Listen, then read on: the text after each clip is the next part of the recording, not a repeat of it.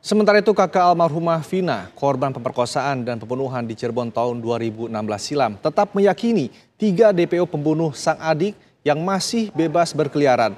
Pasca putusan pengadilan yang membebaskan Peggy Setiawan, keluarga Vina mendesak agar polisi mengusut tuntas kasus ini dan menangkap pelaku pembunuhan yang sebenarnya. Senang karena memang dia bukan pelakunya, ya buat apa dihukum? Bukan pelakunya kok dihukum, kan kasihan. Nah, untuk langkah kedepannya sendiri dari pihak keluarga Vina ini gimana untuk kepolisian sendiri? Langkah kedepannya ya tentunya kami akan mencari pelaku sebenarnya gitu kan. Apakah masih percaya dari 3 DPO itu atau gimana? Sejauh ini kami masih meyakini. Berarti meminta pihak kepolisian menangkap 3 DPO itu ya? Betul.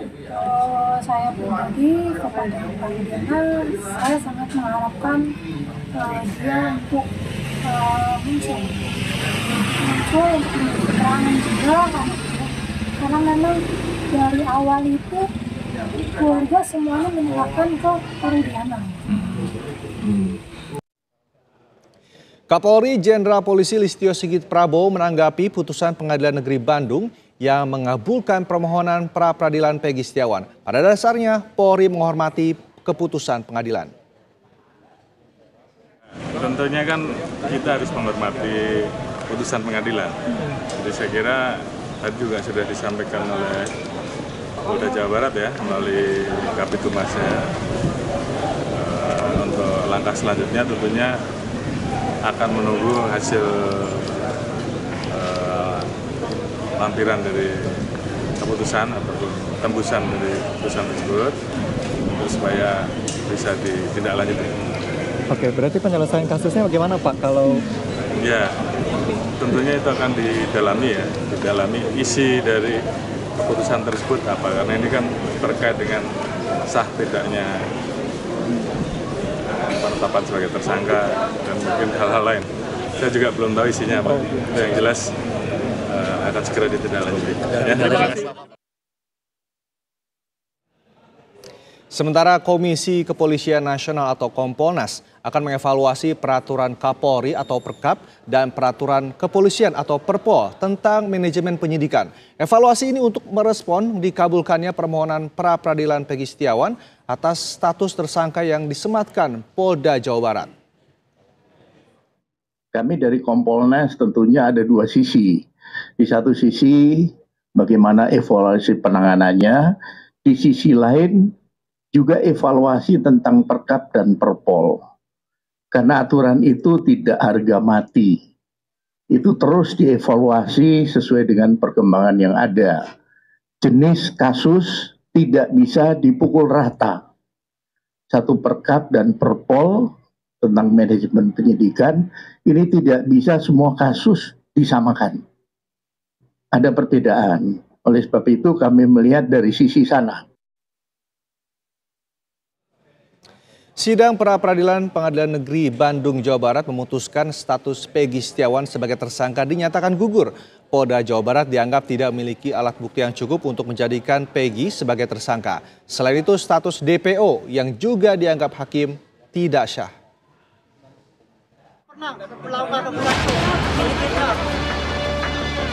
Memerintahkan kepada termohon untuk melepaskan pemohon dari tahanan. Putusan sudah dijatuhkan. Intinya permohonan pra-peradilan dari pemohon dikabulkan.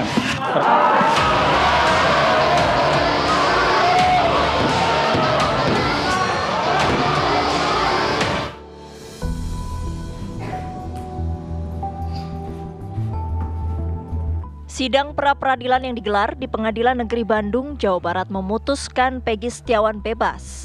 Ini karena pihak Polda Jawa Barat selaku pihak termohon dianggap tidak memiliki 2 alat bukti yang cukup untuk menjadikan Peggy sebagai tersangka. Tanya itu, status DPO Peggy juga dianggap tidak sah secara hukum. Pra-peradilan dari pemohon dikabulkan.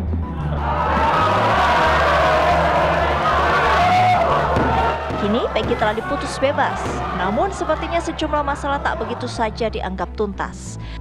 Selain teka-teki siapa yang sesungguhnya dalam pembunuhan Vina dan Eki yang masih misteri, dugaan keterangan palsu AF hingga nasib ke-8 terpidana yang sempat dianggap kaki tangan Peggy juga menjadi permasalahan yang harus dituntaskan.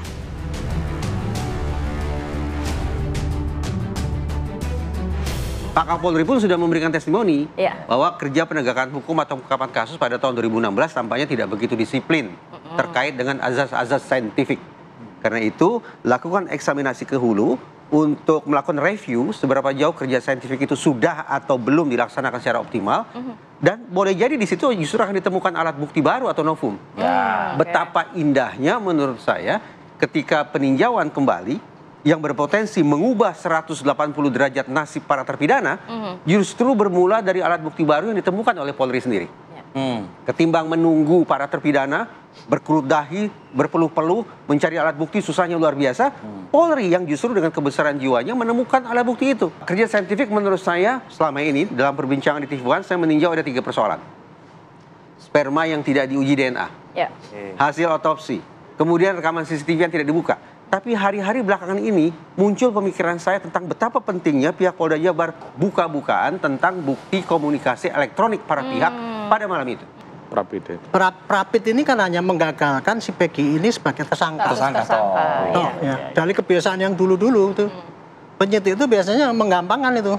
Nah, kita kan cuma kurang formal. Kita lengkapi lagi, kemudian kita sidik lagi. Itu bisa. Jadi kemungkinan pihak kepolisian akan melakukan hal yang sama? Jadi kalau menurut hemat saya ini makanya Pak Kapolri tadi akan mengatakan belum menentukan apa yang mesti dilakukan. Nah, kalau perhitungan saya pasti lihat dulu. Ini kan sudah mengajukan PK nih. Nah, ini bagus.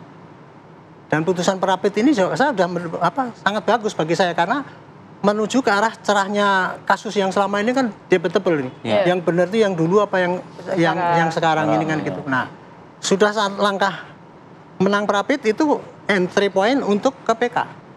Nah, kemudian kalau PK nanti diajukan dan kemudian ternyata menggugurkan yang semua dulu itu, barulah dilakukan penyidikan ulang. Patut diperhatikan ya tentang putusan Prapit ini.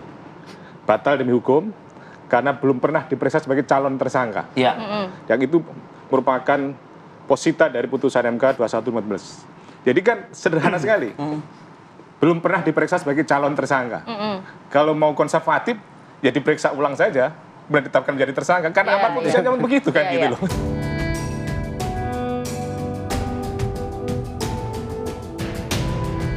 Tim TV1 mengabarkan.